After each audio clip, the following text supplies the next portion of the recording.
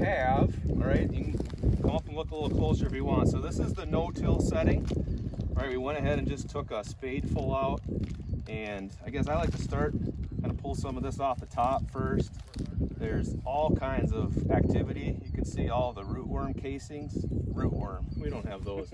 Earthworm casings, where they've been going up and down through the soil profile, grabbing a bite to eat. You can see they're chewing on this residue and sizing it up. And once I do that, then I like to try to break it apart a little bit. We can see some of the structure, right? I'm putting decent pressure on this. Some of the structure, that soil aggregate stability, so it helps to resist erosion, whether it's wind erosion or whether it's rain, water erosion. So trying to make the soil more resilient is the idea. And what Jason has, so we'll let him kind of break that apart a little bit and see if he can find some of the things that we found in this setting. Gee, thanks. So this would have the rye planted this last year on it. So I think this has got a little bit more structure. There's your earthworm right there. Probably some casing. The rye roots. Yeah, and the rye roots are opening up things. There's some root hairs and stuff still from the rye. That died. Yeah. I was noticed when you break those apart, you can hear those roots snapping. So that those roots are helping to hold the soil together even a little more yet.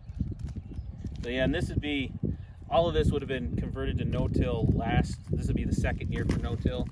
So it was conventional tillage. Your toughest year, really.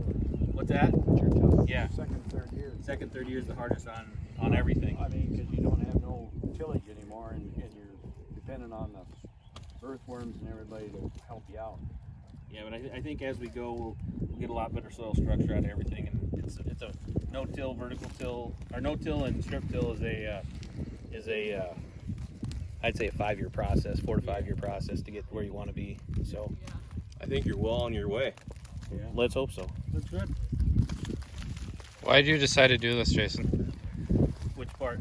The no-till. Well, on this farm, it's more of I work full time, so I don't have a lot of time to sit in a tractor and just drive across the field and turn stuff black. So that's a factor. My other farms are rough enough that unless you want to pick up rocks for 2 weeks, you got to start no-tilling. So that's what I do. So, and the cover crops fit into that, and then they also they fit into that part of it. But then they also, I got a lot of ground that's tougher soil types, tougher ground itself, and it's been over the years been not abused, but it's not as healthy as it should be. So the cover crops, I started doing cover crops to try and bring some of those soils back.